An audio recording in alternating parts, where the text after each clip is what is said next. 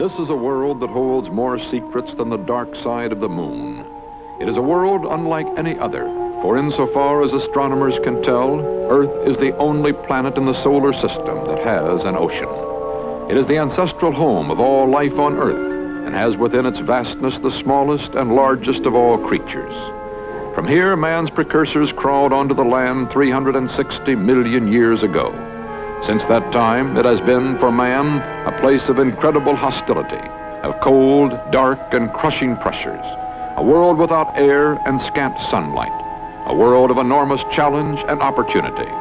It is the one challenge that may require man to change himself. We have artificial lungs, we have artificial kidneys, we have artificial hearts and plastic blood vessels, artificial eyes, hearing aids. A lot of us have artificial teeth.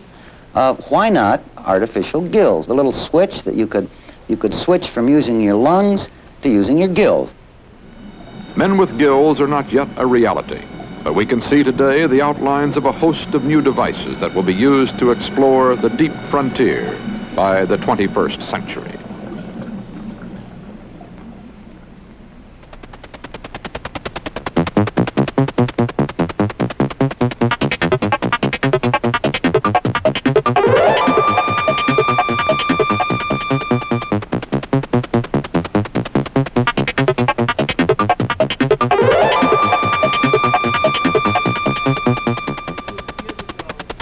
The 21st Century is brought to you by Union Carbide. The Discovery Company.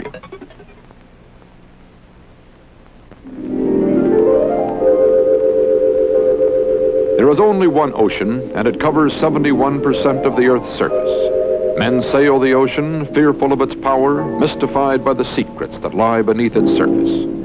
The ocean bottom begins as a shoulder of land called the continental shelf. Here, the depth of the water averages 600 feet. Most marine life is found between this depth and the surface. It is a world of infinite variety, of great fish and small, of waving fields of vegetation and creatures that might have stepped out of Alice in Wonderland. On this shelf are mineral and protein treasures that stagger the imagination. But before we can tap the riches of the sea, we must explore the depths beyond the shelf, where the sun never penetrates. Here, a giant trapdoor springs, and the shelf becomes a plunging slope scarred by canyons and sand falls. At the bottom of this continental slope, 3 miles beneath the surface, the deep ocean basin begins. It is a dark, flat plain stretching for hundreds of miles. Beyond are mountains and valleys, and here and there yawning trenches that spike downward as much as 5 miles beneath the ocean bottom.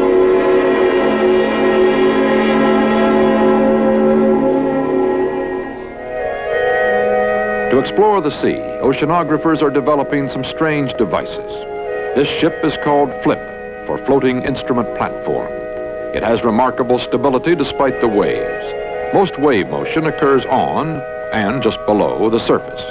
The 355-foot FLIP drives itself like a fence post below this surface turbulence. Ballast tanks make up 85% of its length.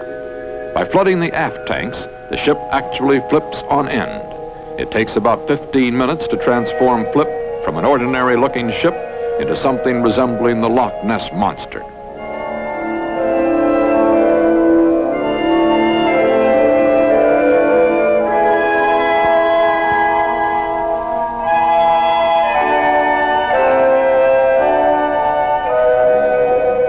FLIP rears 50 feet above the surface, a 4-story building with laboratories and living quarters for 12 people. All of the topside equipment swivels on brackets. Below the surface, 305 feet of FLIP bristles with instrumentation. The ship has stayed in this upright position for 10 days. Even vessels as imaginative as FLIP cannot answer all our questions. Man himself must descend into the depths to explore at first hand that which is hidden from view on the surface. The submarine, known primarily as a weapon of war, is being harnessed to this task. This research submersible is called the Illuminaut. It carries a crew of 3 and can descend to a depth of more than a mile.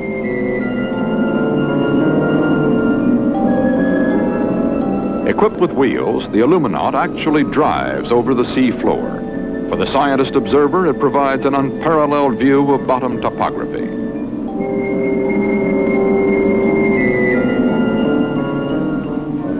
Armed with an array of sophisticated mechanical hands called manipulators, the Illuminaut's crew can drill into the seafloor and gather samples of the bottom and marine life. Illuminaut is but one of an entire new generation of research submarines designed to explore the sea.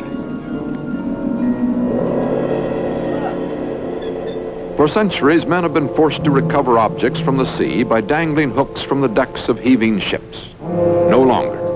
This is a robot submarine called Curve, cable-controlled underwater research vehicle.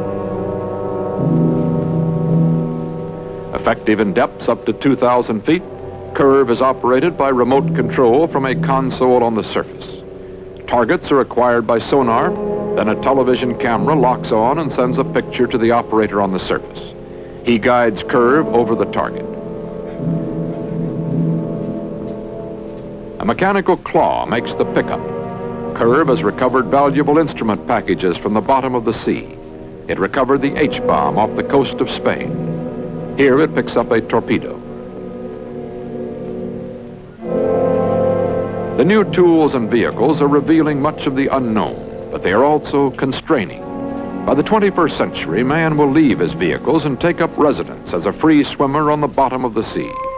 Then he can truly explore this deep frontier. This is Commander M. Scott Carpenter, who is America's only astronaut aquanaut. With other divers, he's beginning an experiment that will test man's ability to live and work in the sea. Called Sea Lab 2, it is conducted off the California coast, 205 feet below the surface. Home at the bottom is a steel shell. The pressure inside is 100 pounds per square inch. That equals the water pressure outside and keeps the sea from rushing in. Under 100 pounds pressure, the air we normally breathe is a deadly mixture. Thus, the aquanauts breathe a combination of 80% helium, 16 nitrogen, and 4 oxygen. Normal air is 20% oxygen. Flooding the body for weeks with this special gas mixture is called saturation living. It is a revolutionary concept of Captain George Bond, a doctor who heads the Navy's Man in the Sea program. Hello? Saturation living means that men will come face to face with the inhabitants of the sea. It means there will be time and place for tests and explorations that can only be done at the bottom of the sea.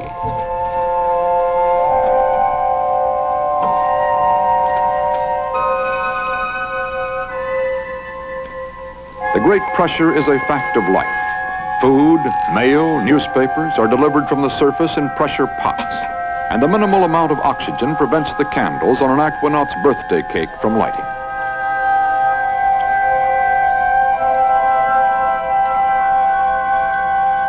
Visibility at this depth is very poor in most of the world's seas. This handheld sonar device helps the aquanauts to find objects in the murky waters. But the most sophisticated of man's devices pale into insignificance beside some of the inhabitants of the ocean. This is Tuffy, who has joined the Sea Lab crew. Among the most intelligent of all creatures, including man, porpoises may play a major role in our exploration of the sea.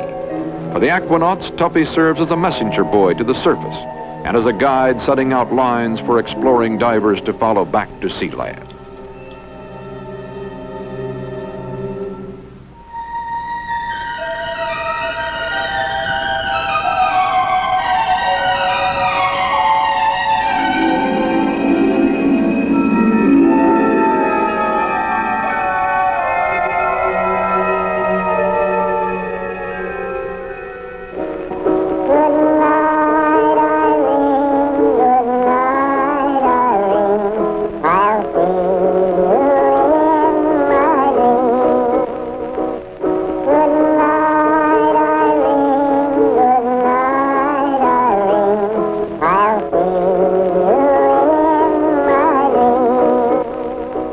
Helium makes everyone sound like Donald Duck. It's a cost of saturation living. Carpenter has had 30 days of it. Now he must pay the rest of the bill, decompression. The aquanaut's surface in this pressurized capsule and will enter a decompression chamber. For 33 hours, the pressure will drop until it equals that of sea level. Saturation living demands no time penalty. 8 hours below calls for the same 33 hours decompression as 30 days below. And one can always take phone calls. Big what, sir? Scott, do you read me all right? Yes, sir, Mr. President. Fine. Well, Scott, I'm mighty glad to hear from you. You've convinced me and all the nation that whether you're going up or down, you have the courage and the skill to do a fine job. Well, thank you very much. There were a lot of other people, and we're all very honored and pleased that you saw fit to call us and let us know that you were interested in what we're doing. We really don't understand a lot of the problems we face having to do with decompression and bends and embolism. The problem, a very real problem in the helium voice. The effect of helium and pressure on the human voice is not really understood. We just know it's a problem. We don't really know how to combat it yet. We have the problem of helium speech, and we have the problem of plain human physiology, and until we rebuild the human a little more, why, we'll have troubles. Our approach is slightly different. We think that we can have an injector of gas in the throat and allow men to speak in an exhaust mask. But that's one approach. The second thing is that instead of trying to correct the voice, we are working now in another direction, is to design another language that works in helium. That's perfectly feasible.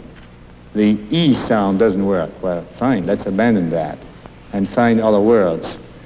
Because anyway, a lot of divers do not have much more than 600 words in their common language.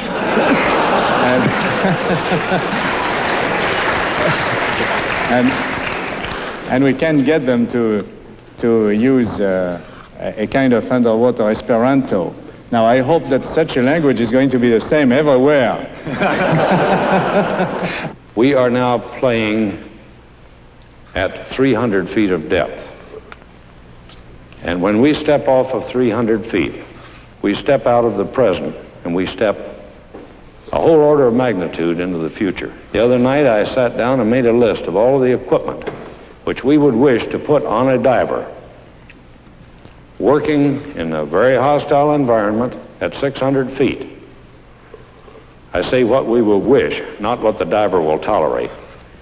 This came up to a total of 76 items that we would like to put on this diver at 600 feet to ensure his safety, his workability, and so on. Out of those 76 items, if I looked on the shelf today to procure them, exactly 4 items would be available. His face mask, his weight belt, his knife, and his flippers. That's all. What about the comparative rewards of space exploration and ocean exploration? I think in the immediate future, exploration first of the ocean and the subsequent exploitation will bring us far greater rewards than the exploration of space, because if for no other reason, of the distances involved. The richest part of the seafloor is roughly 1 million times closer than the moon. And it may not be richer. There is knowledge both places. But our ability to exploit a country that is only 1,000 feet away, certainly in the near future, is greater than our ability to exploit the lunar surface 240,000 miles away. You have to face one thing, and that is work in the deep water is just not as glorious a pursuit in the minds of most people as flight to the moon, for instance. Men have dreamed of flying to the moon since they first saw the moon. Not so for the bottom of the sea. It's a cold, dirty place, and you can't see very far. You can't go down and take pictures that thrill the world. And it just doesn't enjoy the popular support that spaceflight does. If it did, we would be farther in the game now than we are.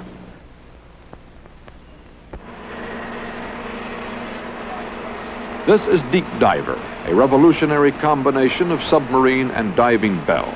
It will carry man to the edges of the deep frontier, turn him free in the sea, and then carry him back. It provides a capability of moving from sea bottom to surface with an efficiency never before achieved. Guiding it into its cradle is Edwin A. Link, an aviation pioneer turned oceanographer, who along with John Perry designed and built this revolutionary craft. Two of the men who will dive out of the sub during its first trials are the French aquanaut Robert Stenouille and marine biologist explorer John Lindbergh, son of Charles A. Lindbergh, the famous Lone Eagle. What are some of the major problems in working below water, underwater? One of them is that the deeper you go, the more problems you have with decompression, and you have to watch this extremely carefully. Another less serious one is that in deep water, especially with mixed gas, you lose your voice. It gets high and then parts of it simply disappear. Well, did you get so in 2 days that you could understand each other? Not really. The simplest phrases about known subjects could be understood. Anything more complex just disappeared. We're just like this because of took. You two fellows spent 2 days in the so-called SPID. Now, what does SPID stand for? Submersible Portable Inflatable Dwelling. In other words, it's kind of a big rubber sausage, a gas bubble, and you live inside. It's water-free. It's a gas environment. Yes, indeed. It's like an upside-down glass, except it's inflatable. The main advantage, of course, is when you live on the bottom, you don't have to go to spend hours and hours being decompressed every time you have finished doing something. You just live on the bottom, and if you stay for a few days, you'll have, let's say, 3 days of decompression. But this is standard because you are saturated, so you can stay 3 days or 3 months. You'll always have 3 days of decompression. Well, now, you've been to 432 feet for 2 days. How deep could you go with this same apparatus? We've made experimental saturation dives in a chamber on shore to 650 feet for a period of 2 days. We don't see any real reason why we can't go deeper than that, perhaps 1,000 feet or 1,500, maybe more. As a combination research vessel and workboat, Deep Diver is small enough to be carried in a cradle aboard a larger ship such as Ed Link's Sea Diver. With pilot Mike Adams, this reporter went along on one of Deep Diver's first test dives. Our destination is the 100-foot sea bottom off the coast of Grand Bahama Island.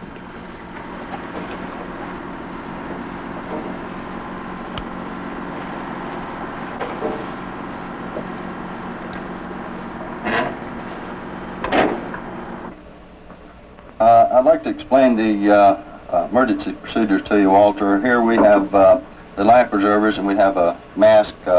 In case of an emergency fire, I'd like you to put the mask on your face, and the emergency breathing regulator, which is located right over here, I'd like you to put it in your mouth and breathe normally. In case we have to exit from the boat while submerged for any reason, now I will tell you when to do it, and you will go out the upper hatch when the boat is opened up. Deep Diver weighs 8 1/4 tons. Crew and equipment can add another ton. All must be handled by this specially designed hydraulic crane as gently as a mother carries a baby. The idea is to drop the submarine into the water just on top of a wave. Landing between two waves could be a disaster, for as one leaves, the other might smash Deep Diver against the stern and possibly do serious damage.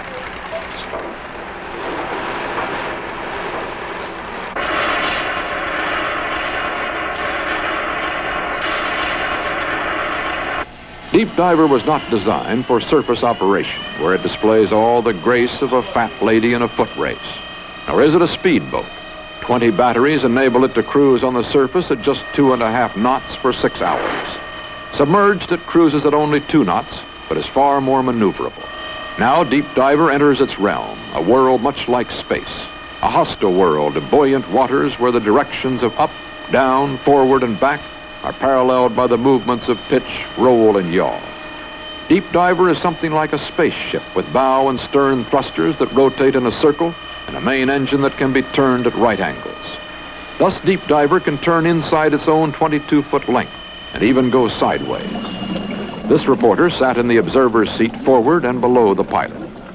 Here in the observer's seat, I've got 1, 2, 3, 4, 5, 6 ports. I can see I've got about 180 degrees forward and below it. Yes, the observer has very good visibility. And in the aft section back there, the divers are doing what now? Going out through the bottom to go over to the house, is that it? Yeah, when I bring them down, the aft compartment is sealed up from the compartment you and I are in, and the hatch to sea is also closed up. They pressurize the after compartment with air until they're equal to surrounding water pressure. Then they can open up the hatches and go out. And the aft compartment will remain dry as long as it has its air pressure. The air pressure in it keeps the water from entering. Yes. And they go out just like they were diving off the surface in the water. Deep diver could carry and support its 2 divers down to 1,250 feet below the surface. Once on site, the divers can explore or work on the bottom for 2 hours before they must return to the submarine. Umbilical hoses carry power and the breathing mixture to the divers from the submarine.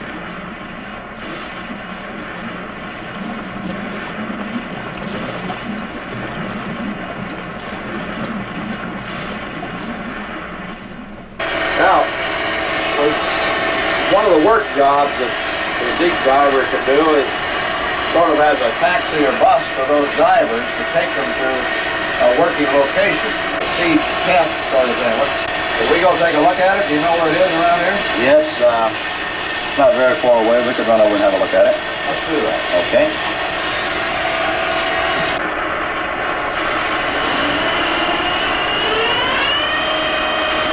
Vehicles like Deep Diver mark the opening of a new age of exploration of the sea.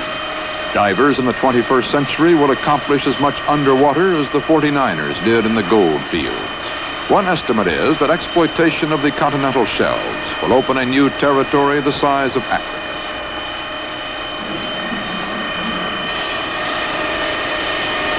I've got a diver outside there.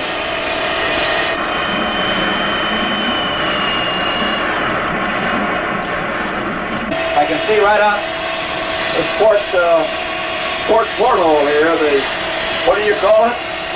We call it the SPID. It's an underwater house, is really what it amounts to. Now, what do you call it when it goes, the house in the valley? Yeah, the house in the valley. It's located in a little valley, so that's what the name we have given it. Well, you know, it looks pretty comfortable down there, and it's a mighty picturesque spot to locate a house. SPID is a seagoing pup tent. Got a job to do or some ocean to explore? Then just take your SPID down, inflate it, and move in until the job is done. Well, now, we got a diver out there now who's going into the house, and he just goes in underneath and goes through a hatch in the bottom. No, actually, it's just open. It is pressurized with surrounding water pressure.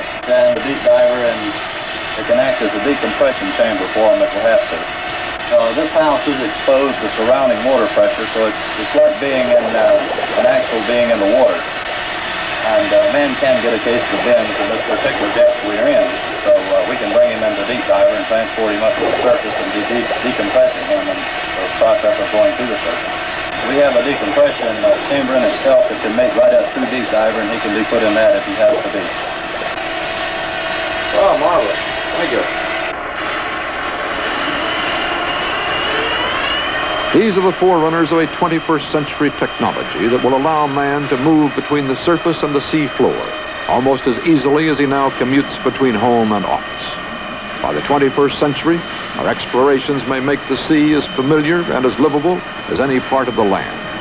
Then the deep frontier will be a frontier no longer.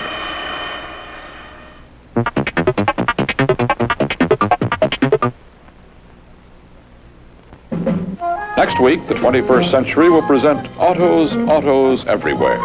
The cars of tomorrow and what they may look like. Electric cars, fuel cell cars, cars that fly, All of them are being dreamed about today. Beyond the automobile, will man himself fly instead of roll on wheels? Next week, autos everywhere on the 21st century. This is Walter Cronkite reporting. The 21st Century was brought to you by Union Carbide. The Discovery Company.